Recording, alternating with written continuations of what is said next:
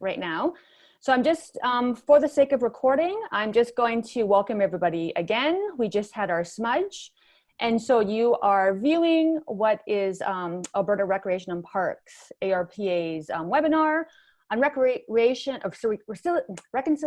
for the recreation and parks sector, why National Indigenous History Month matter. So thank you for joining us, everyone, today. And so we're going to introduce ourselves. So Jess, who are you? Why are you here? I don't know why I'm here. You're awesome. So I am Giveaway Nyape Esque Onosum, or Rainbow Woman's grandchild. That was a Cree name given to me as a teenager. But I am actually Ojibwe and French Canadian. I was born in Halifax. That is the traditional territory of the Mi'kmaq. And my family is a bit of a Heinz 57. My mom's family comes from Port Algon. And that is the traditional territory of the Maliseet and the Mi'kmaq. And my father is from Peterborough, Ontario, which is the traditional territory of the Anishinaabe or Ojibwe. So a little bit about me. I work with the Boys and Girls Club, like Janet said, and I oversee the Agakumat youth program there, which is an Indigenous youth program that's focused on cultural reconnection and healing. And I also do things like this in the community to support Alberta Recreation and Parks and other organizations to bring awareness around Indigenous people and our shared history. I'm also a university student. I'm currently getting my BSW at the U of C. I am a board member for the Indigenous Gathering Place. And I don't know what else I am. But that's a little bit about me. Yeah, so I'm going to hand it on over to my lovely Janet. Thank you so much for that. And I also wanted to point out, for those who are watching today, that Jessica has led many initiatives through Communities Choose Well that has won awards for the group as well as grants. And last year, she was a recipient of ARPA's Lieutenant Governor's Award for Future Leader in Recreation. So that's why you're here, because you're doing amazing work, and it's your Bachelor of Social Work, correct? You're also doing while working full time. Mm-hmm. So and is obviously a young and up and coming leader here in the Treaty 7 area, but I think generally across the province and in our country. So that's why we have your voice here today. So thank you for joining us. My spirit name that was given to me by two elders here in Treaty 7, Linda and Daryl Brass, is Muskiki Ki Hiwasqueo and Cree, Natui Pita Aki and Blackfoot. I work with a lot of Blackfoot elders, and that's what they just call me. That is my name. So I acknowledge that. It means Medicine Eagle Woman. The name that my mom gave me was Janet. I'm Janet Nakalia, Programs Manager with Alberta Recreation and Parks Association. One of the greatest honors I have in the job that I do is to work in collaboration with Indigenous communities across the province and in collaboration with champions like Jess. We'll talk a bit about what that work is, but it is a great honor and a great learning to be doing that work.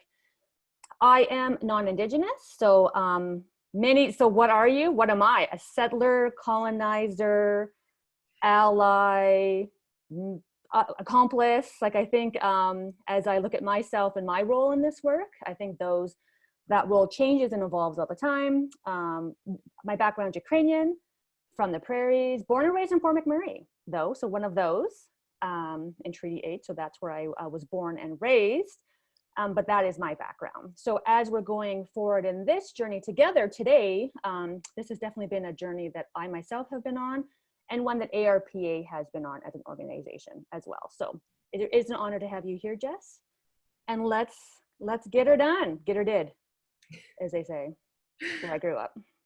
So what are we doing? What are we doing, Jess? So we're going to talk a little bit about our shared history. My hope is that folks tuning in today kind of have a good understanding. So we are definitely going to talk more about the Truth and Reconciliation Commission, UNDRIP, about our history. We're going to talk why do we have National Indigenous Peoples Month? Why do we have a day? And then certainly talk about truth and reconciliation and what that really looks like. And so those are kind of our three main points. But at any time, like Janet said, please don't hesitate to pop in some questions or comments. Janet's going to kind of oversee that because we really would love your participation in this. Kind of helps the flow, make sure that we are speaking in a way that makes sense. So please don't hesitate to ask questions. Awesome. Yeah. Thanks, Jess. So one thing that you probably see a lot of is land acknowledgements, and we're going to talk about what that means. Now, this, what you see on the screen, and for those, I will read it out and then talk a bit about it just to acknowledge it. So the Alberta Recreation and Parks Association would like to acknowledge the First Nations, the Métis, and all of the people across Alberta who share a history and a deep connection with this land. We dedicate ourselves to moving forward in partnership with Indigenous communities in a spirit of reconciliation and collaboration. So this is our official land acknowledgement. You'll see it on our emails and in many documents. But I also wanted to say too that there is an upsurge of, especially from elders, saying that often when we do these land acknowledgements, it's also important to do it from the heart. And so I did want to read this out, but I also wanted to acknowledge the fact that I am here in Calgary. That's where my office is. That's where I'm currently situated. And there is a deep tie to the Blackfoot Confederacy. We'll see about them. This is Mohkinsis is the name of the city here. Other nations within this area.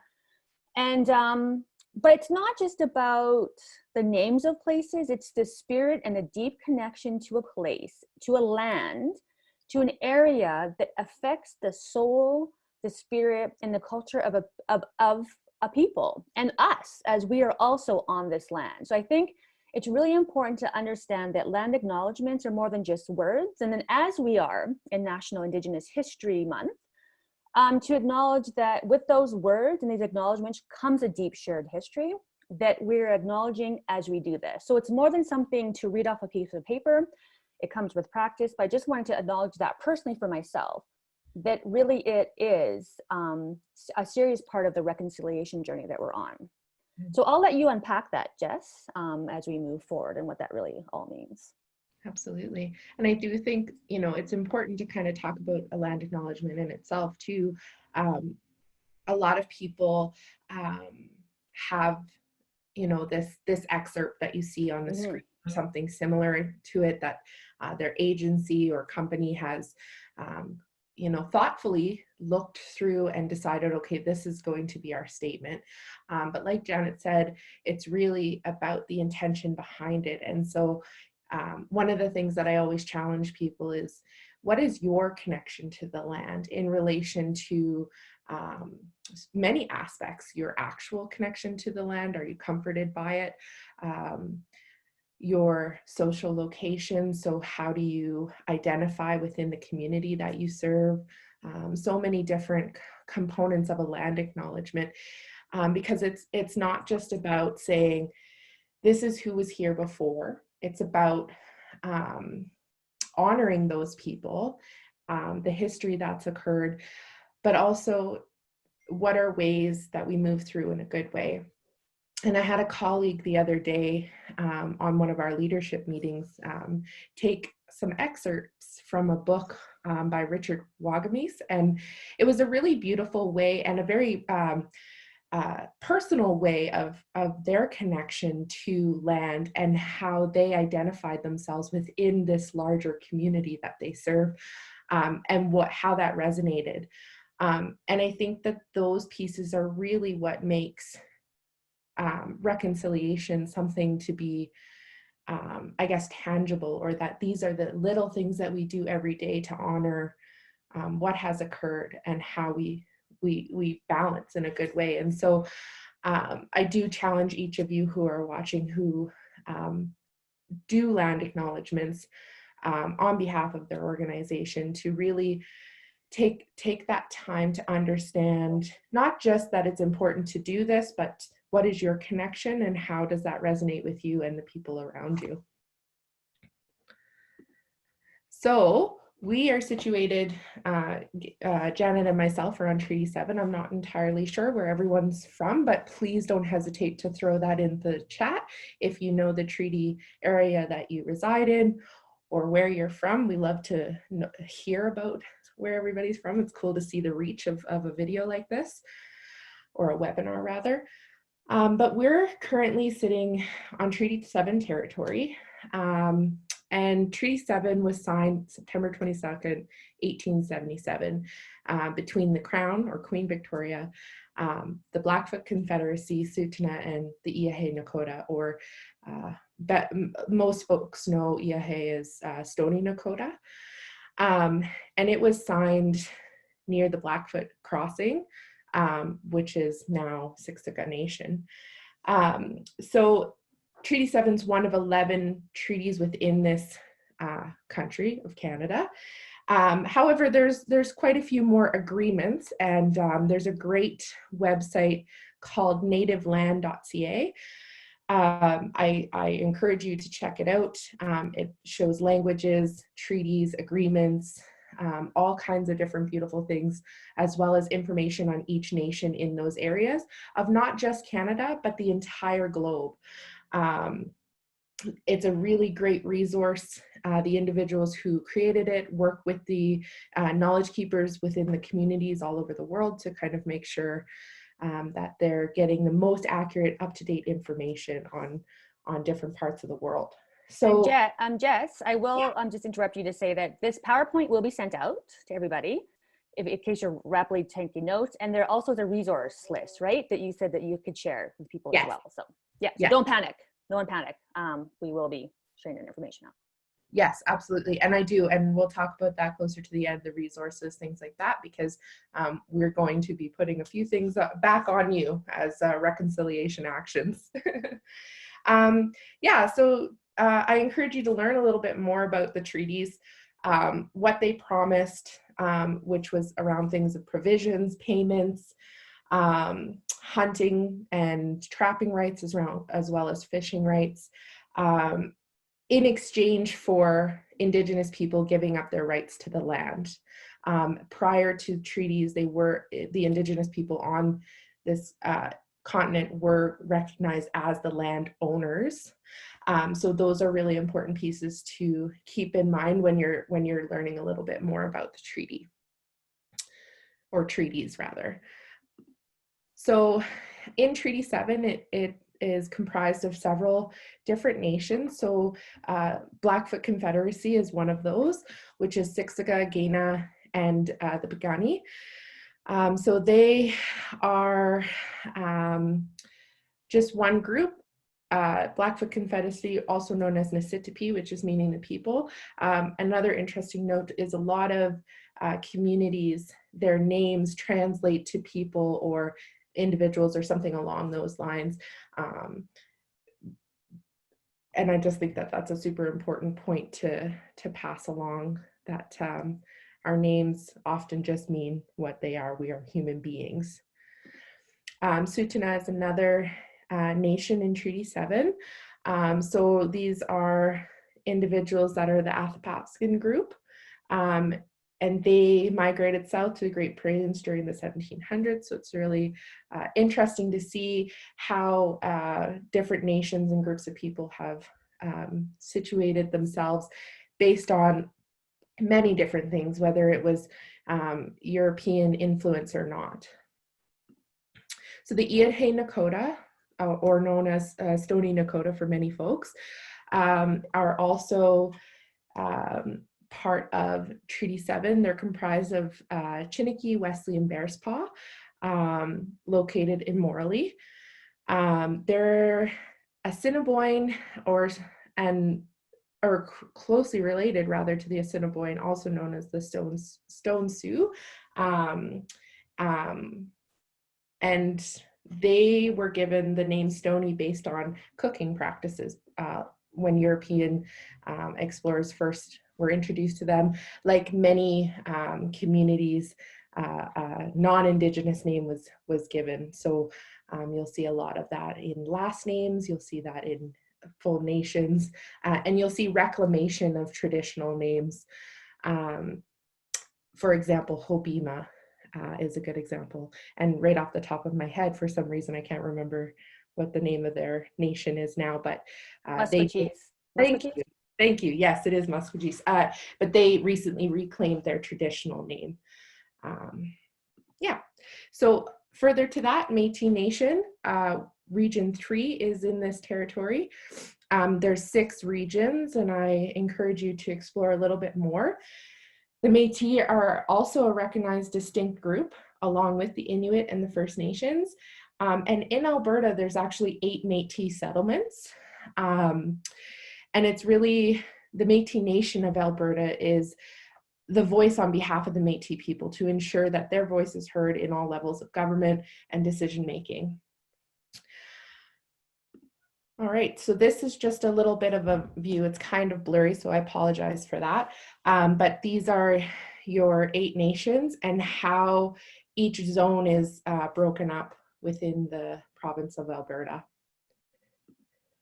So a little bit of statistics around Indigenous people, just to give you some context of who we are and Indigenous people's presence in Canada. So way back in 1951, roughly, census was completed, and apparently there were only 62 Indigenous people in Calgary area. And that's grown to over 26,000 people as of 2006. A lot of people believe that censuses just weren't completed correctly. When you think about the history of Indigenous people and I guess some of the mistrust to the government, it's not likely that some of these censuses were completed or accurately completed. It's important to just take note of that there's likely was a lot more individuals in the area than what the census sort of showed. So currently, or as of 2006 government statistics, we make up almost 5% of the population. And there's more than 70 distinct Aboriginal languages, 30 of which still have about 500 fluent speakers. And when you think about language like English, how many millions of people speak English? And so language is a huge advocacy piece because it is something that we're losing quite quickly. Generations are not being raised with their traditional languages, and because of that, stories are being lost, and traditions are being lost because of those language barriers. So those are just some important notes. All of this information is available through Canadian Statistics. So I encourage you to check out. They have lots of statistics around mental health, your physical health, all of those things that are really important when you're comparing current issues with Indigenous people versus current issues with non-Indigenous people. So I'm going to just show you guys a little video that kind of sums up our shared history in a few minutes. Obviously, there is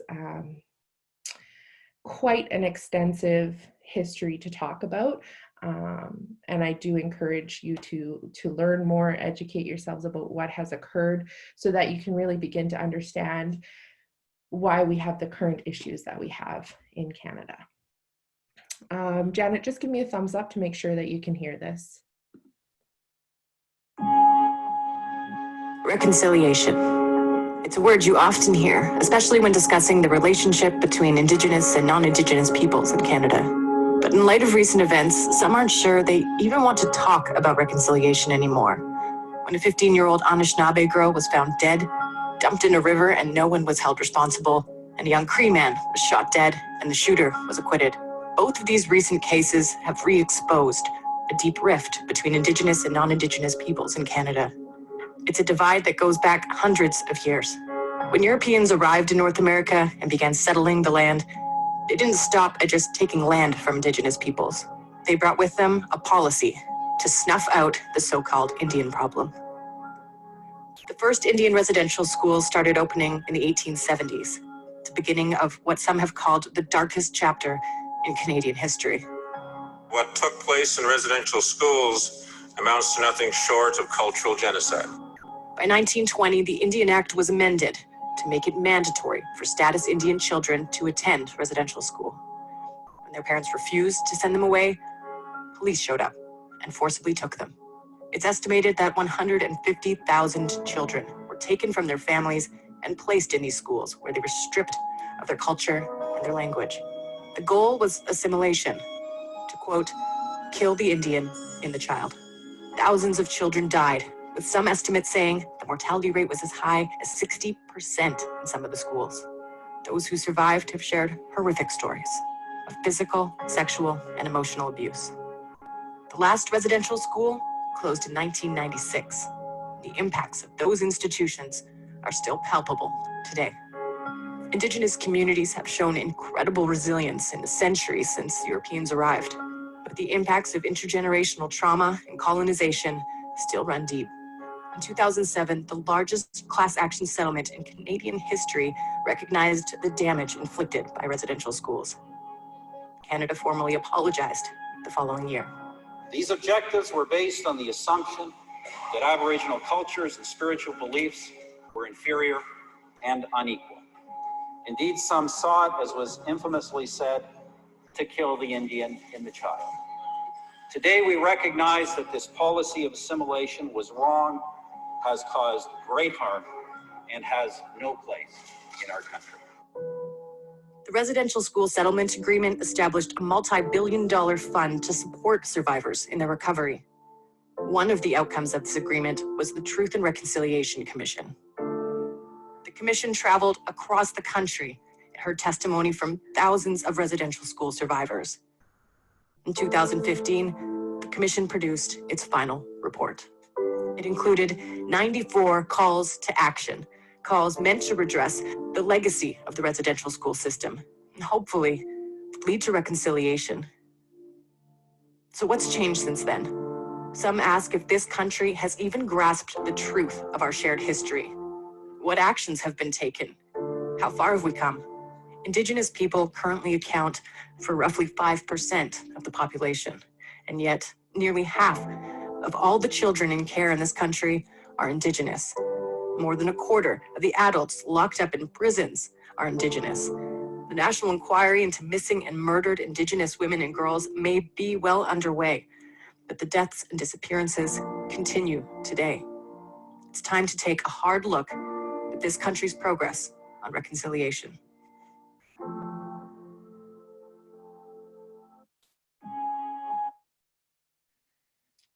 So while that doesn't go into great detail, it does address some of the key points, not all of them, but some of the key points around the issues that Indigenous people are facing. And we certainly can get into more detail around each issue, especially when we talk about the child welfare system, the justice system, and other sorrow systems that we see an overrepresentation of a particular group, for, in this case, Indigenous people. So we're going to chat now a little bit about the UNDRIP and the TRC, but I do see that there is a couple. Yes. So, and Jeff, I just want to acknowledge too that even though I very well, I've seen a lot about the history, I've seen many of these stories before, it still really hits hard, right? So if anyone watches that and they're like, oh God, like, ugh, like, feel, own that emotion too, right? Because that is part of what this month is about. It's about educating ourselves and our peers and our neighbors about this history that we share. And it's an ugly history. So if watching that video kind of like was off-putting, that's okay. Like, I think that's part of the history that we actually do have to accept together and journey through. So I want to acknowledge that. And there is, so thank you for sharing that. That's a very powerful video. Yeah, there are some questions. So the term, so there was, as we move forward, because it's a good thing as we actually even go towards these policy pieces, are the terms Indigenous and Aboriginal interchangeable? And because that's a very common question as to Totally. how that works.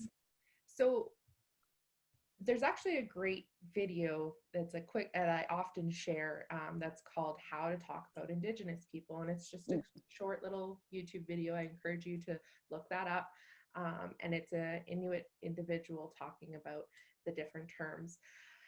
Realistically, Indigenous is kind of a broad term when you're referring to like the entire group of Indigenous people. What I always encourage is that the individuals that you are working with, working alongside, know in your community, that you get to know their nation.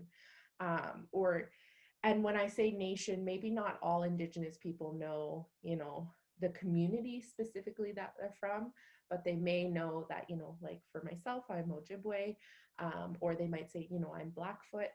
And I do encourage folks learn this, like the specific distinct groups, because that's really an act of coming away from this idea that, you know, all Indigenous people are the same. We share all the same ideas, cultural ideologies and things like that. So when we say Aboriginal, if you break down that word, to me, it always is like the abnormal original. And so there's a lot of push to come away from that blanket term and use Indigenous, because that's a recognized term worldwide. The Indigenous people of the land, the first people of the land. So I would suggest that either, if you don't know, use Indigenous. We love to talk about who we are and where we come from and our families and our communities. So don't be shy to ask either. I think, you know, wanting to genuinely know where someone is from to help build that relationship is no different than any other person, right? We want to have that connection. So, and I think too, I know working with a lot Indigenous colleagues and friends, the first question, where are you from? Like it's actually an honest question, as in, how are you? Where are you from? And then to actually literally find out where that person is from is a powerful part of everyday conversation. And I think there's something to acknowledge as well. Okay, Jess, and then we'll answer this question and move on to policy, because people love policy. But this is actually, I noted this too. So thanks to Michelle, you mentioned sorrow systems. And so that is a very powerful word combination. Until you said it, I've never heard it. Maybe I've seen it, but never really recognized it till now. So maybe a quick definition of what you meant there too. So sorrow systems are like systems that inherently are oppressive. They've a lot of, so when we talk about child welfare system, right, there's a lot of sorrow, a lot of grief that comes with being associated with the child welfare system. And it's not to say that this system is all bad. You know, we all know that there's situations where we need these individuals to intervene. But when we're looking at an overrepresented group like Indigenous people in the child welfare system or in the justice system, what are the reasons that they are there, and challenging those pieces? So is a child apprehended solely based on poverty, right? And I know that that gets a lot of hemming and hawing happening, but you know, I grew up poor. My mom is white, and regardless of being impoverished, she cared for me and my needs were met, and child welfare never took me away. If my skin was darker, or if I was raised by my dad, would that have shifted? And those are the pieces that we need to, I guess, address. And that's why we coin it sorrow systems, because there's so much grief, there's so much history. When we look at the justice system, across my newsfeed this morning, 2 individuals were charged on the same day. One individual was had a white skin tone. It was the exact same charge. He had 2 years in a county jail. The other individual was a Black man, and he had 29 years in federal prison. So we have to look at all of those pieces and who is benefiting and who is obviously not benefiting from those systems, or it's causing like that perpetual system of oppression, really is what I don't know if that's the best way to define it, but. Well, and actually that's a really good, very good transition into what we're talking about now. Yes. So thank you for that. And I think too, because so we see a lot of things happening in the world right now. A lot of things happening in the States, here in Canada too. Black Lives Matter, it's a big movement right now. And then obviously in response to that, or alongside that, we also see the rise of Indigenous Lives Matter. Not the rise, that movement has been in Canada for a very long time, but I think this current situations give voices that perhaps weren't being heard previously to what's going on. And so I think in terms of a worldview, back to the point of your indigenous Aboriginal question, is that there has been international global discussions in human rights discussions. And so in the work that we do, whether you're a policy head or not, you might be an individual, you might be working in an organization, there's some key documents that everyone as Canadians, I believe, should understand and at least referenced at one time in their life. And one of those is the United Nations Declaration on the Rights of Indigenous Peoples. And so this was one of those key global documents that talked about collective and individual rights of Indigenous peoples across the globe. So this is how, like we know about social determinants of health and all those, these are like actual rights that everyone as an individual and as an Indigenous individual should have to land, to health, to language, employment, all the things the world's nations should all have the rights to. So this was actually, a long time coming, created in 2007. One thing to note as Albertans is that Elder Doreen Spence, she's from the north, based here in Calgary, was part of that creation of this document. So we do have roots of it here in Alberta. So it was actually adopted by the world, 2007. We should note that Canada itself did not remove its objector status to it until 2016. So it's interesting because we have a very romantic idea of Canada always leading the world's charge for human rights. And part of this objection came because of rights to land, minerals, mining. There was obviously something about self-determination of law, but I think that is something to be noted too, that this does color our history as well. So if you go to the next slide, Jess. I just wanted to mention too, there were actually 4 objectors in 2007. And I would love for folks to just pop it in the chat and then we'll come back to it after the next slide just to see what 4 countries objected. Obviously, we know Canada is one. So who do you think the other 3 were? And so I think we won't read out all the quotes, but I just wanted to read out this article particularly in light of what is happening in the world today. So one of the there's many articles related to, spiritual rights, ceremonial rights, language rights, but Article 15.2, states shall take effective measures in consultation and cooperation with the Indigenous peoples concerned to combat prejudice and eliminate discrimination, and to promote tolerance, understanding, and good relations among Indigenous people and all other segments of society.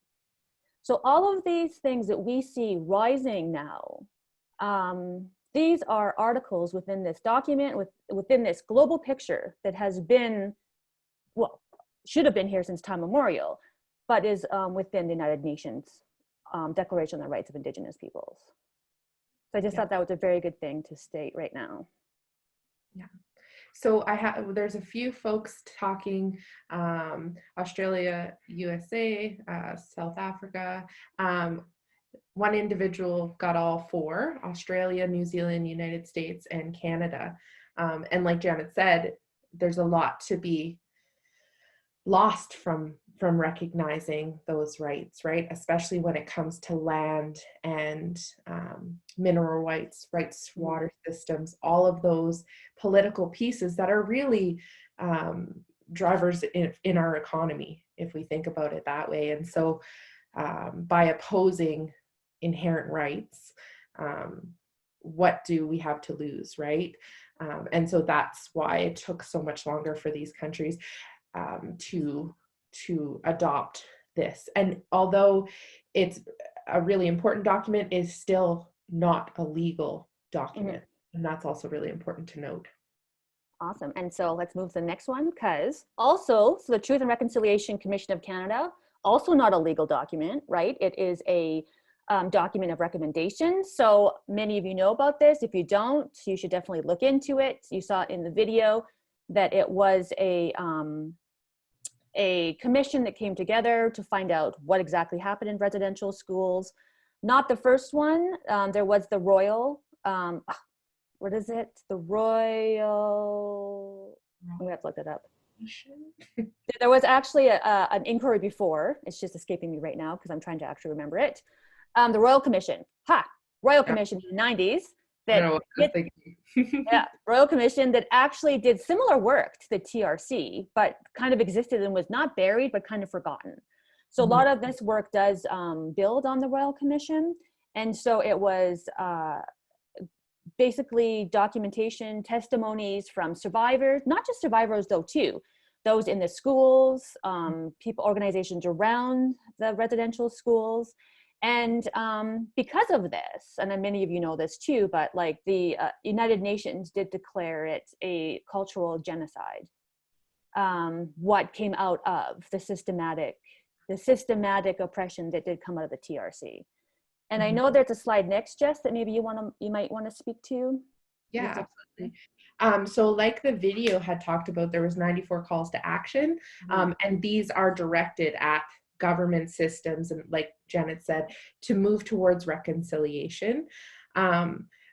But a little bit of, I guess, around how did the Truth and Reconciliation Commission even come to be? So Honorable Justice Murray Sinclair, Chief Wilton Littlechild, and Dr. Marie Wilson were kind of leaders in this commission. Obviously, it took an incredible force to collect that kind of information. It's quite a huge document. There was the Indian Residential School Committee, Survivor Committee, that offered support and advice on how to go through the motions with survivors, because when they start telling their story, there's this rewounding that happens.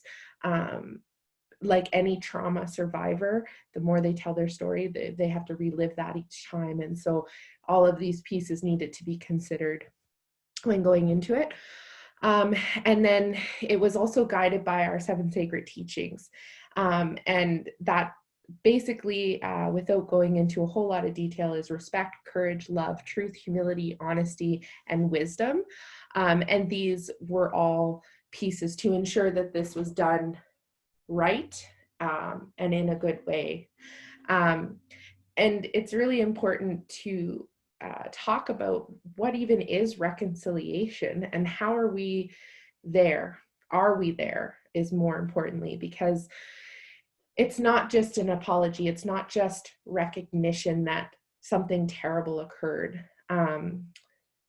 While we must reconcile what has happened by changing systems, changing policy, we have to know the truth. And there are so many Canadians that still have no idea or refuse to acknowledge what has occurred. I've sat in many circles with non-Indigenous people that have been like, oh my God, I lived only a kilometer from a residential school, and growing up I used to think they had it so good because they got to go to a private school. You know, there was a lot of propaganda fed to communities so that there wasn't really a full understanding. And I encourage you to look into you know, some of the documentation you can find on the government website in the archives about I guess videos that were shared about young Indigenous children swinging and playing hockey and all of these things, and even the reports being released from the residential schools to the government. You can find some of those. I used to work at Blue Quills, and that was once a residential school, and they actually have an archive of all of the transcriptions between the government and the residential school about what occurred. And it was very like, oh, these kids are doing so well, and all of these things. Meanwhile, death rates were astronomical in that school. So just really important that we need to also relearn our history. I graduated high school over 10 years ago. There was no talk of our history in Canada. You know, we learned about Nazi Germany, we learned about all these things, but only just now are we starting to implement that in schools.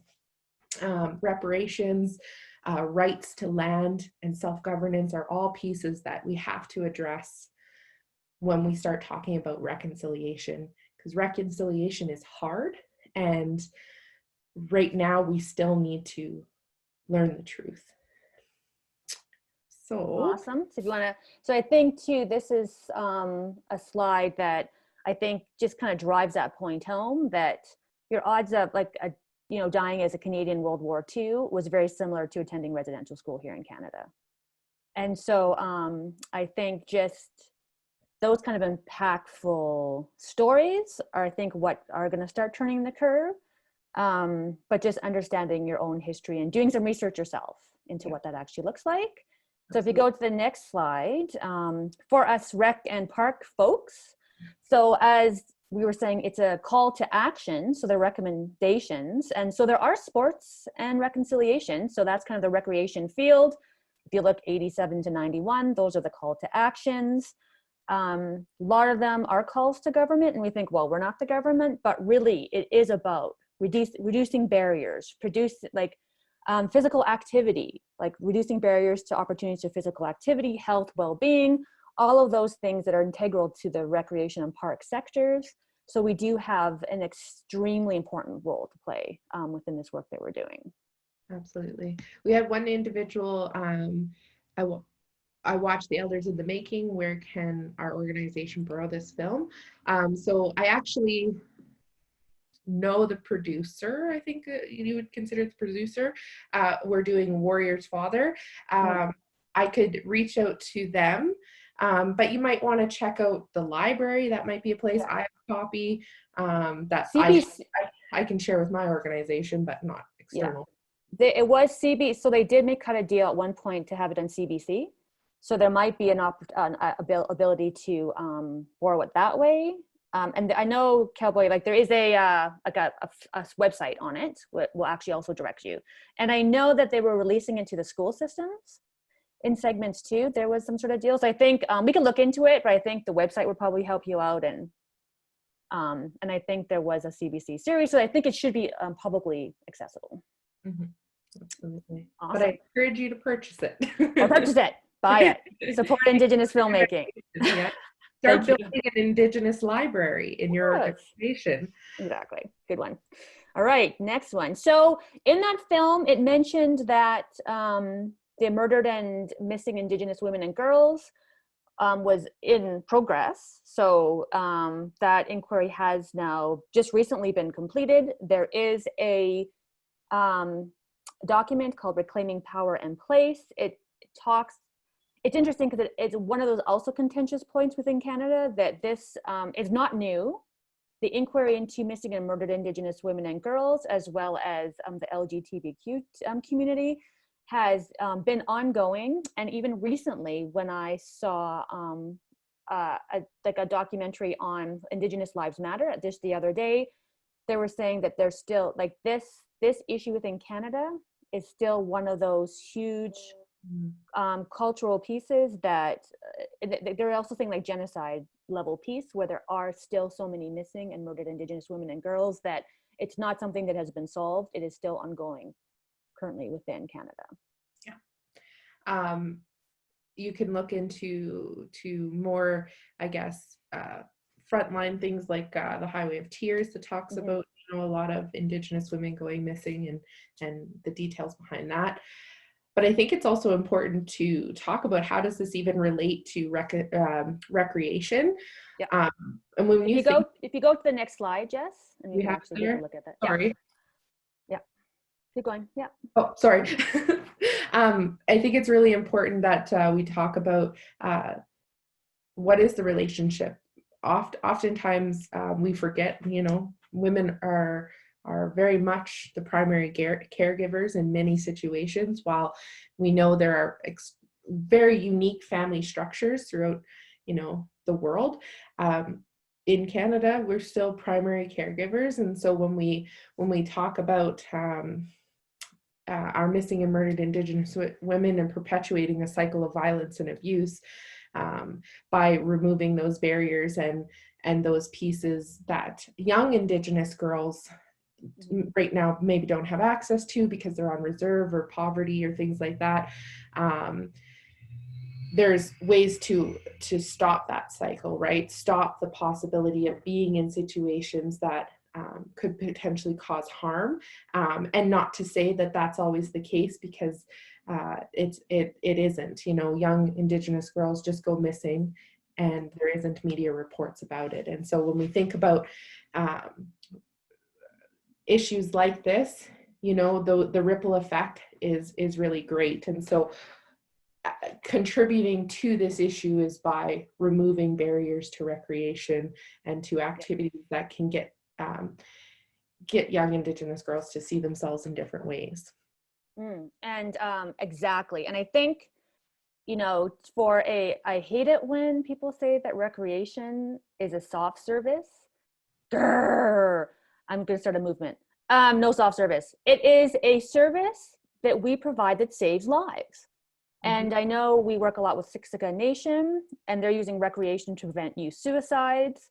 Recreation and parks saves lives. So if we're able to create safe spaces where people can go who feel safe in Indigenous context to go to these, to access culture, physical activity, opportunities, just a place to study their culture and their language, we have a role in shifting part of the systematic shift that needs to happen within the nation or within the country. And I think this is something that we need to rally towards. Even issues of like human trafficking. It is a current thing that happens within, I know, in Alberta. And so all of these pieces, we have the power and are in a position to act against them. So I think it's just about stepping up and taking on that role that sometimes in the recreation, we don't feel like maybe we deserve to be at the table, but I think we can actually lead that way. So thanks for that. To the work that you're doing, Janet, as well, in terms of recreation and being an ally, but more importantly, an accomplice. Because of the work that you do, you create space for Culture Camp is a perfect example. Right? When we take our young people out of urban centers, reconnect them with culture, they're physically out of a area that potentially could cause harm. And so there's all of those pieces, and it goes so much deeper than just like sports or hiking and all of those things, because recreation is a really broad. Absolutely. Yeah. Okay. So moving on to the next one, there is a question here. Can we recommend grade 3 to 4 level of curriculum to use to introduce reconciliation in an interactive way? And I think we're talking about particularly for immigrant seniors or just generally. So any thoughts on that? I don't know anything about curriculum at the moment. So when we're talking about introducing, I guess, young littles to Indigenous culture, we introduce through like song, through teaching about this, and this is elder guidance, not me specifically going in and teaching all of our traditional values, because I don't have rights to those things. But when I do have folks ask about those levels, grade 3, 4 curriculums, and I'm assuming it's language, sorry, I'm just trying to make sure. I would say that it would still be an introductory piece, that instead of the tough stuff first, we learn about the beautiful things about culture. Stories are how we raised our young people, how we see ourselves on the land, how we connect with everything around us. And it also passes along knowledge about, I guess, behavior, social structures, and all of those things that are really complex and hard to grasp sometimes. And then I would say for immigrant seniors who are challenged with English language, I would say mentorship is a great way to connect and bridge those gaps. So, you know, having different individuals come in and doing maybe activities together to sort of reduce those pieces. It's not a question I'm asked a lot, so those are just some of my ideas around how you could start. But I always encourage individuals who want to bring things like that into their organizations to reach out to elders, because they help guide us in a good way. And they may not have the actual, this is what you have to do, but they certainly have the ability to help say, okay, this is the issue that I see, and here's some ideas that might balance it out. Or they might say, well, I can actually come in to do this particular piece or component. And through that relationship building comes that mentorship, or that, I know mentorship is such a youth word, but I guess a connection or a bond to reduce those barriers, to then get into the tougher stuff around awareness. Awesome. Yeah, thanks for that. And so, and I would say in terms of the other follow-up question, Indigenous organizations in Northeast Calgary, we could get back to that. Because I think part of these questions too, so in terms of, so is there an Indigenous organization in Northeast Calgary who we could collaborate with? It seems like a simple question, but it's not, because obviously it's based on values. So I think it's a lot on, as an organization, what do you value? And then you have to find an organization who has a similar values, who wants to work with you. And you have to, it's like almost like dating. So we could look, if you want to, our email's at the end, so you could always contact me about who you could work with in Calgary, because I'm both based in Calgary too. But it's one of these things where it's not so much about calling someone on the phone and, you know, starting to work together. It's almost like, consider you're dating someone.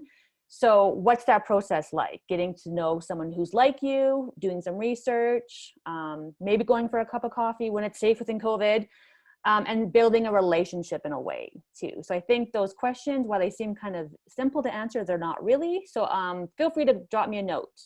Whoever asked that question, I think it must be Rosbina, and then we could talk about that later. So I'm just looking at the time. We're cusping almost at 11, so we're on target. Jess, we're on target.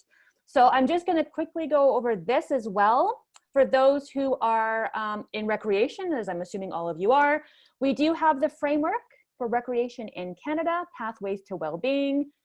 There is a whole inclusion and access segment of the framework, which I suggest that everyone take a hard look at too, as Black Lives movement rises and Indigenous lives. So I think this is about, very much about how we as a sector can be inclusive to all these individual voices. But there is a particularly goal regarding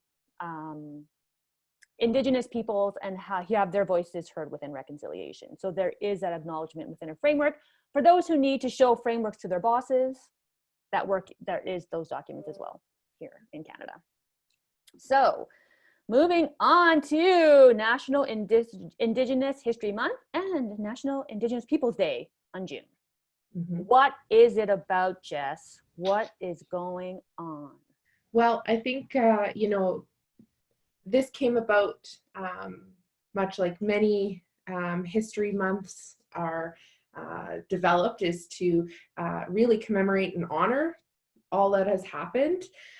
It's really time for all Canadians, both Indigenous, non-Indigenous, newcomers, to reflect upon what has happened in our shared history, but as well as acknowledge the sacrifices, loss of culture, all of those pieces, and bring awareness to it, to, I guess, take the time to really give space for it, right? Where we look at reconciliation all year round, but like many things, sometimes it can be pushed to the side. And so I think this is a space for it to, you know, be brought back into the light, to say, you know, we're still here. Please don't forget about us.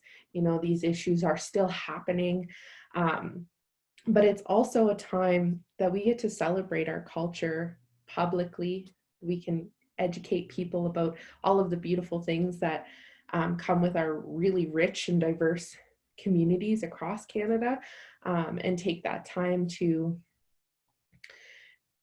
honor that too, that while we have a really dark history together, there's still also all of these incredible things that we encourage you to be a part of.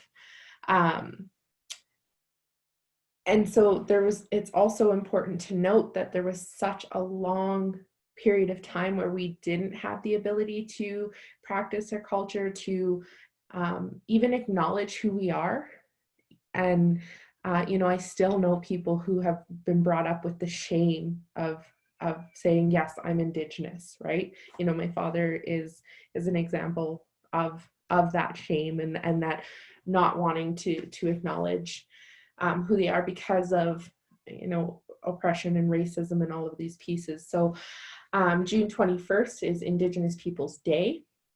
And again, it's a day to honor, who we are, what has transpired, and I guess bring about change really through that acknowledgement. And I think too, June 21st, so it was one of the TRC action items to also note. Sorry. So maybe everyone might be able to thank the TRC for another statutory holiday if it actually goes through one day. I think it was in discussion. I saw it discussion at one point. They didn't know what day it was, but about it being a statutory holiday. Mm-hmm. And I think too, like if you work with elders, it wasn't that long ago that they'll tell you that, if you were to have a powwow or do a ceremony, you'd be arrested and your family would be arrested and everyone in the community would be arrested. So like to actually say, oh, I want to celebrate my culture and then literally have the cops come in and haul you to jail, it's within a living memory of our elders because it wasn't that long, 50 years ago. No, it's not that long ago if you think about it within the span of our nation. So I think that too is a key point, and I've been in so many ceremonies when they have said, wow, like I didn't think this time would come when we could do this publicly, or if there's small children dancing in a powwow or in a round dance, they're like, I didn't think there ever a time would come when I'd see a small child doing this. Mm-hmm. So I think it's more than just, raising a flag and having some hot dogs and a barbecue. You're talking about the reclamation of a cultural identity and the ability to celebrate that. So I think that's the power that comes with this day. Yeah. Cool. Awesome. Okay. Yes. What are we even doing? What are we doing? Are we walking our own talk, Jess? Ooh. So this is your image. I know. There you are. Talk about it at all? In the middle there. Yeah. So I am there. You are there. So this is just it's such a beautiful image. So one of the things that ARP did, so 5 years ago, we decided that we need to do this work better. And what does it even look like? People often ask us, like, how did you do this journey? And it's been very complicated. We didn't know where to start. So we actually got a grant from the Calgary Foundation to do like a environmental scan of how, as a recreation organization, we could actually do this work. So out of that came this 5-year journey. And I should always acknowledge Sharon and Adrian Goulet were the consultants who did that scan for us. And Adrian is actually here in this picture 4 years later as a drummer as part of a tea dance ceremony that we did with Elders Reg and Rose Crowshoe. And he is now with Muskanawa and with Christy from Boys and Girls Club, Morgan, and Jess are partners on a culture camp initiative that we had. So I find it interesting because people ask, how do you do that work? That relationship that we started with Adrian and Sharon over the years has actually moved into something where he's now actively involved as a collaborative partner in the work that we do. How that happened, it's like good relationship building. How did you find and marry your wife? I don't know, everyone has a different story. But so part of that action was that we decided at our conferences, we have a very large conference every year, like 500 people, very fancy, Lake Louise or Jasper. We heard that it's very large, very non-Indigenous, very Caucasian, and that diverse voices were kind of lost or intimidated when they came to our conference, even though they're a key part of the recreation sector in Alberta. So we took some initiatives to do a lot of work to encourage partners. So Jess has done, you've done blanket exercises at our conferences. We've had sessions that focus on Indigenous voices and success stories. We have various things with elders. And one thing we did last year with the Choose Well team, so Patrick's team, Communities Choose Well, is we held a tea dance ceremony. And so won't go into great detail about it, but it really was kind of back in the day, a town hall like event where people could come and make announcements about what's happening, make inquiries into the community to talk about what that could look like, almost like town halls. But then it's accompanied by a round dance and by elders and by drummers. Mm-hmm. And so this was us exploring the issues of diversity actually within the Choose Well work that we're doing. And these were all, there's 100 people here. It's the largest round dance ARPA has ever had. And the interesting thing was that majority of people were non-Indigenous. And I was laughing because I kind of had to plant Jess. I'm like, Jess, okay, when the round dance happens, we think, because a lot of people have never been in ceremony, and Reg and Rose, who are the elders of this, said that this was banned. Mm-hmm. So they could not even do it until they brought it back, like I think like 10 years ago. So this was a ceremony that happened time memorial that was banned, and now it's back. And so a lot of people have not experienced ceremony, even in Indigenous peoples within this setting. So I'm like, hey, I need you to help. Like when we have the ability to dance, Jess, come on and lead the way. And the fascinating thing was when we had a chance to dance, everyone jumped up at the same time, and like drummers were kind of shocked. They're like, oh my God. And then everyone started dancing, and I'm like, okay, it just shows the passion and the curiosity and the commitment that a lot of people do within the recreation park sector and others to actually engage in these activities when given an opportunity in a safe space. Yeah. So I think this really is a key to ARPA's activities. Yeah.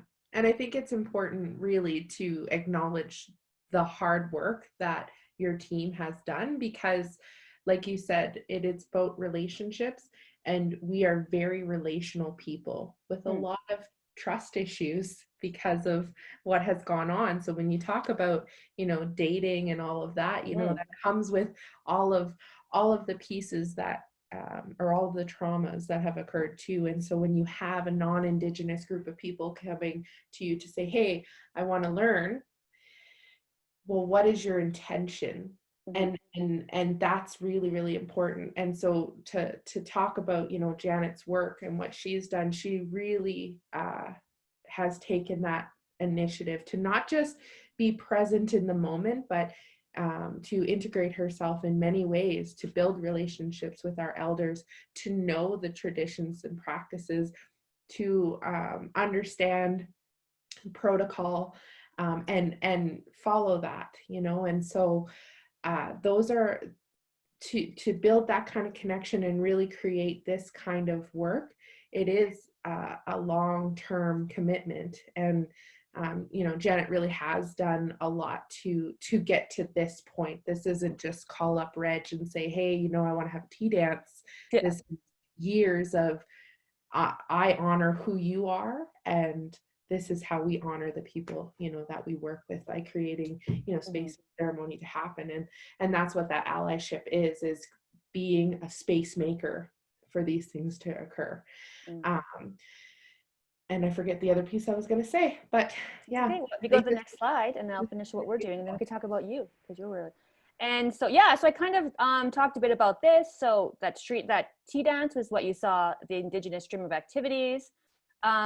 So I am working, like I mentioned, with Jess and Adrian, Muskanawa, and the Boys and Girls Club on a culture camp that came out of originally a grant, a New Horizons for Seniors federal grant, where we brought elders together to increase their capacity. They identified the need for a youth camp. ARPA did not. And so to facilitate their interests, and obviously we have an interest in the land parks work, right? It made sense. So, but this was a totally initiative that came from the elders, which is also a key point. We should always remember We have gatherings to choose well. So we have a few community champions have come together in the past. Well, sorry, a few gatherings. It started with 5 people. The last gathering was 55 people. They're all Indigenous recreation and wellness champions from across the province. We just had a virtual meeting of 30 people during COVID. So I think that's something that is continuing on because of a value. Again, back to that question, it's a value-based thing. We believe in wellness. Communities believe in wellness. We come together around that. We have an MOU with Siksika Nation in our 65 years with ARPA as an organization. It's the very first memorandum of understanding we've had with the First Nation ever. We also have an honor song that comes out of Spike Eagle-Spiegel Jr., who's from Siksika. He created us an honor song. He has the rights to do that, to recognize special events within our organization. And then obviously things like today. We try to educate where we can, do activities when we can, and just kind of spread the word as it is our responsibility within this community to do so. So Jess. So what does Boys and Girls do? These are some of our beautiful youth that I'm so proud to have relationships with and watch them grow, because really and truly that's our future. And in many Indigenous cultures, and I can only speak for myself and what I know, but the children are at the center of everything that we do, because everything that we pass on to them, they will pass on, and that's what keeps our culture alive. So this is them learning how to drum for powwow, and it was actually quite beautiful. If you've never had the chance of watching kids learn something that resonates so much more than just an activity, right? So what's Boys and Girls Clubs doing? So we have the Agakumat Youth Program. And like I mentioned at the beginning, it's a youth program for urban Indigenous youth to reconnect to their culture, but also to heal, right? We carry a lot of intergenerational trauma, whether we realize it or not. And so it's a space that we honor our young people and give them safety to truly learn who they are. When I was a young person, I didn't have space to learn. It wasn't until I was in high school that I actually got on the bus and went out to the res and was able to learn about Cree culture, not Ojibwe, but Cree culture, and where I started to really feel, safe in my culture to learn about who I am. And not everybody has that opportunity. So we work with kiddos 12 to 21, and we create incredible opportunities for them to be with elders, learn culture, learn the history, but also see themselves in today's world. And I think that that's a super important piece to mention, that, our young people are living in, a very technologically advanced place. And so we want to make sure that they can learn how to walk in both worlds and balance that.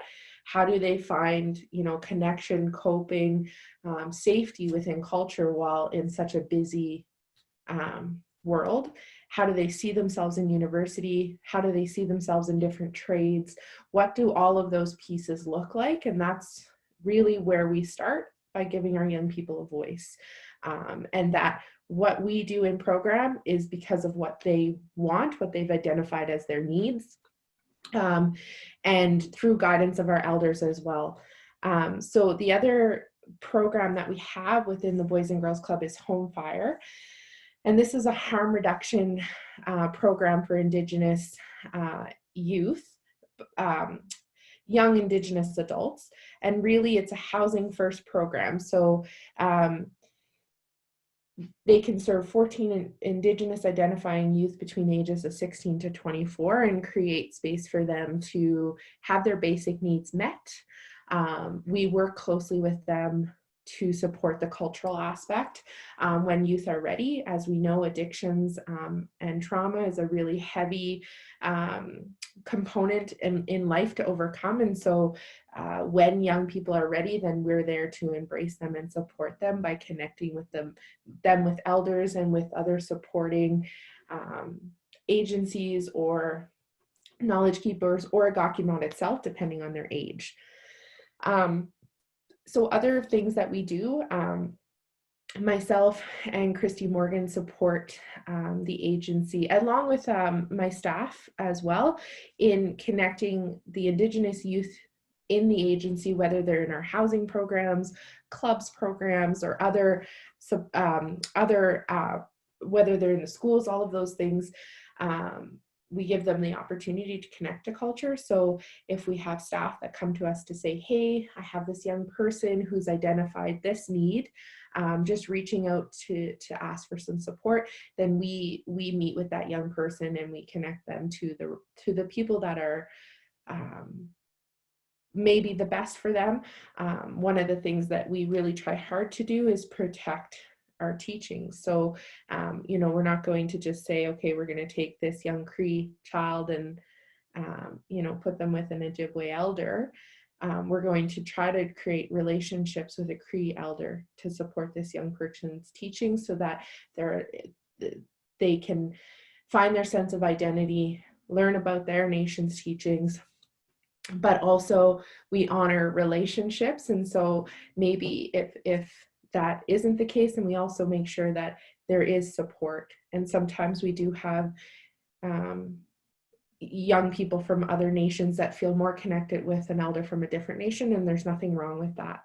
But we just want to make sure that we're honoring who they are as individuals, and not just saying that, yes, because you're Indigenous, you can just learn from anybody. We want to just protect who they are and their identity so they can grow up with that pride. We also have a Knowledge Keepers Council that comprises of different elders and knowledge keepers to guide our agency as a whole around embedding Indigenous ways of knowing and being into practice, into policy, into space itself.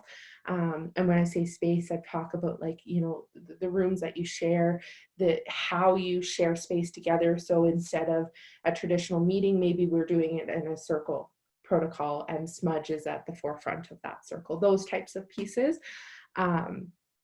And so they helped guide in the development of our circle room, which is Gates Awami Tsutsitsa, which is children coming together. And I may have butchered that, so if there's any Blackfoot speakers in the room, please help me out.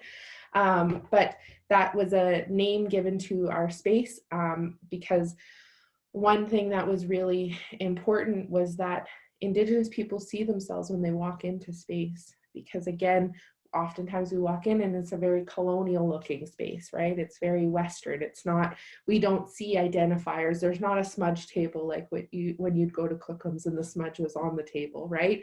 So there's all of these pieces that we wanted to incorporate. And I encourage people to come to our Renfrew Hub to check it out. It is a beautiful space, and a lot of thought went into it from our leadership team to make sure that these things were done in a good way. And so we also have Indigenous awareness training. So aspects like this, we do IGT training, intergenerational trauma training, we do the blanket exercise, and then we also create opportunities for what we like to coin as level 3, but really it's around cultural connection and that deeper awareness. So teachings around protocols, opportunities to go to ceremony, to experience those pieces, things like that. And then our Indigenous staff, they sit on various committees, boards, both local, national. I spoke about myself and being on the IGP board because we are community members, and Boys and Girls Clubs is a community agency. And so that it resonates not just in our professional work title, but in everything that we do. And really, it's important to, walk your talk and not just, sit over here and say, well, this is what we need to do, but then not be actionable. So what are things that you could do? So really, I can't drive this home enough, but educate yourselves. We'll have a resource. I've got a 2-pager that myself and my colleague, Christy Morgan, developed to help guide people through educating yourself. You know, what are some really great readings, great videos, things that you can watch and learn and read about, to get you to a point where then you can come out and be actionable and do it with good intention and not just like a checkbox, right? And I want to also stress here too that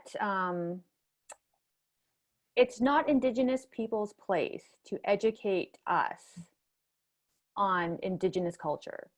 It seems to be like an instinct to assume that, but as a oppressed people for generations, it's not their job to educate people in positions of power on how they should be treated. So I think it's just something I know I am reminded, and I hear a lot, is that you do need to take initiative upon yourself to do this, because there are many issues within the community that the community is trying to deal with on their own. Obviously, they want to educate allies. They try really hard to do that, but we need to make the onus ourselves to make a huge commitment to do that work. Absolutely. Somebody asked about the resource page. Yes, we will share it with everyone here today to make sure that you have those opportunities. A lot of the, pretty well everything on there is things that you can access for free. So it's not anything that that you have to go pay exorbitant amounts of money for. Plan an event on June 21st, or plan to attend an event, whether it's virtual or socially distanced in these crazy times that we're in. This is the month. There are so many online activities happening that you could sit in the safety of your own house and attend numerous activities this month. So a silver lining of COVID. Yeah, absolutely. So many opportunities. Yeah. So again, plan events throughout June to celebrate this month with us, to honor this month, to honor Indigenous people. And so everyone knows, we like ARPA is doing a powwow energizer kind of webinar with Spike Eagle Speaker Jr., who does hold our honor song. So check it out. I might be dancing. I am dancing. He's dancing. He's dancing. We're all dancing. We're all dancing. Anyway, so there's I think opportunity to put yourself in situations where you wonder, okay, I'm not comfortable with this, but you got to commit and go for it. And I think this sometimes has to be part of that. But I think if you go to the next bullet point, I think there is attend events, because sometimes it's good to scout it out, see what's available before you jump whole hog into things. But at the same time, I think if things are done with good intention, with some education, some good support, I think there are ways to even do small things to acknowledge. It. Like, for example, the gentleman that asked about elders in the making, maybe you just host it, you host a screening of something. I think there are many ways you could actually do things that are significant without being too intimidating for yourself. Absolutely. So invest in cultural awareness trainings like the blanket exercise. I did not throw this one in there. This was all Janet, but it is important. There's so many community members that can educate the people that you work with, yourself, around what has occurred. And the blanket exercise is just one example of many different trainings that are offered. Tim Fox does lots of great trainings, and they're all around bringing awareness of intergenerational trauma, cultural awareness, all of those pieces. And Tim is with the Calgary Foundation, so he's the vice president of Indigenous Relations, the Calgary Foundation, formerly of Boys and Girls Club. Yeah. Mm-hmm. Oh, and so this is the one going back to our question about finding, say, potential partners in Northeast Calgary. Again, I can't stress enough how it is kind of like dating or relationship building. It's almost about seeking out meaningful and genuine relationships. Like when someone comes to you with an agenda and they're like, hey, Janet, I want to go for coffee. And I'm like, what do you want from me? What's your agenda? I don't know you from Adam. Why are you asking me for these things? I think that goes with anything in terms of relationship building with Indigenous partners, colleagues. It does have to be some sort of genuine, meaningful relationship that's going to benefit both parties, and it's not checking off the box. And I think people have spidey senses, but my experience is that because of intergenerational trauma within Indigenous communities, the spidey sense is really strong, and awareness is really strong, and they're and I think champions step up, and they're often exhausted because they're trying to do all the work. So I think it can't just be a take; it's very much a collaborative initiative in order to be successful in terms of that relationship building piece. Absolutely. Like things we do when I first started with the Boys and Girls Club was, okay, I know all these elders work with us. I'm going to bring some jam. I had bannock and jam like my first week in program with Elder Edme, because it's really important for me to give to them and to care for them first, because when I ask them to come and sit, that's really a draining component of the work that they're doing as elders. And so all of those pieces, it's so much like, think about it truly, like how would you care for the people in your life, right? And in a professional way, what can that look like? And it's kind of removing some of those, I guess, preconceived notions about, how do we work with people? There's nothing wrong with building those relationships in a gentle and good way. And then last one, and then we have a question that we will end because we're at 11:27, so I do want to be respectful of everyone's time. And I think this question might possibly be from my boss, so he's sneaking it in, unless there's another Stephen Allen involved in recreation and parks, Steve. But anyway, so final point, research the National American Indigenous Games, NAIG. So we actually have a lot of cool things happening within Alberta, in the world, North America, that celebrates Indigenous sport and traditional sports particularly. So take some take some time and research that. So that's the other point. And so I'm going to hand this last question over to you, Jess. So from mysterious Stephen Allen, who is possibly the ED of ARPA, I don't know, any suggestions on how organizations could or should respond to the Black Lives Matters movement, both in public and in terms of actions, while being respectful also of the fact there's Indigenous reconciliation work? Because this is definitely a hot topic, right? Where Indigenous people are saying, hey, Indigenous lives matter too.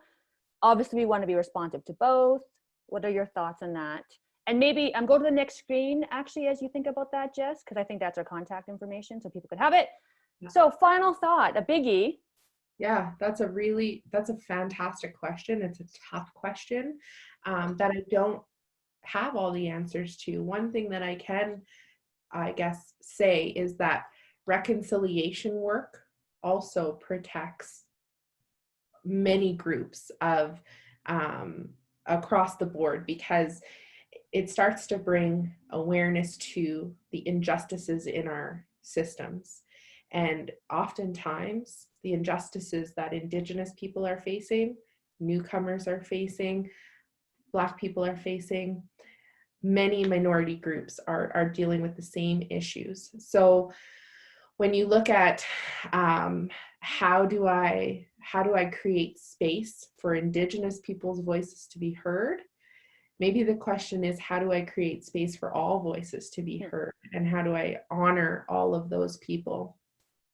I think I don't feel that the Black Lives Matter movement is overcasting on in the reconciliation work or this work that is happening in the month of June. I think that it just brings more awareness to the true issues that are happening, and my heart goes out to those communities because I have seen it in my own communities. I am very light-skinned, and I'm not perceived immediately as Indigenous. And because of that, I'm seen with more privilege, right? When we talk about white privilege, and I do encourage folks to kind of learn about what that means, and that it's not just, you never had trauma or you never had any of these things. It's just that you don't experience the same systematic oppression based on your skin color alone. So the assumptions and biases that are held towards you are not because of your skin color. But I think how you should respond is the same, you know, build relationships, learn history, understand what has gone on, as well as understand your place in the equation. How can you use your privilege to stand and create space for those voices to be heard and protected? Beyond that, I think it really just we're in unprecedented times, and so education is key. Knowing how that has affected people, where you get your information is really important. How you pass that information along. Social media can be an amazing tool, but it can also be the bane of our existence. Like it really. So making sure that you're passing accurate information along, making sure the sources that you're getting your information from are accurate as well. I think they go hand in hand. Hopefully that answers the question in a good. Well, it was good, because I'm lucky I didn't have to answer that question for Steve. So thank you, Jess. And you know what? And it's 11:31, so we're right on. It's like as if we planned it to be exactly on time or something. I was sure, like I have the gift of gab, if nobody realizes that already, that I was going to go over. But good job. So what you see on the screen is our contact information. So feel free to contact us if there are any questions that you had come up after. I understand a lot of people percolate on information. So if those questions come up, feel free to contact us. We will send out the PowerPoint, the link to this. So spread the word. If you feel this was an amazing resource, send it to colleagues. The more people that hear, the better, especially within recreation and park sector. And then Jess we'll figure this out, and we'll send you also that resource sheet. So we have your contact information. All of this will be sent to you. And then any feedback, we're also very open to that as to what else we can do as an organization and with our partners like Jess to help further this work within the recreation and parks sector and abroad beyond that. So thank you so much. We are done. We appreciate that you came today and shared your time with us. And like I said, any feedback is welcome. Yeah, absolutely. Thank you, everyone. I really appreciate spending time with you all today. I also want to put in a little plug to follow Agakumat on Facebook and Instagram, and I'll throw that in the email as well, because we have some great events coming for June. And we also have some craft kits for fish scale art left that I really want to get rid of. So I'll throw that all in the email, or however we send everything out to everybody, so that folks can have some fun things to be a part of, you know, as well as while you're also educating yourselves on the tough stuff. So thank you guys again. I really appreciate it. Awesome. Thank you.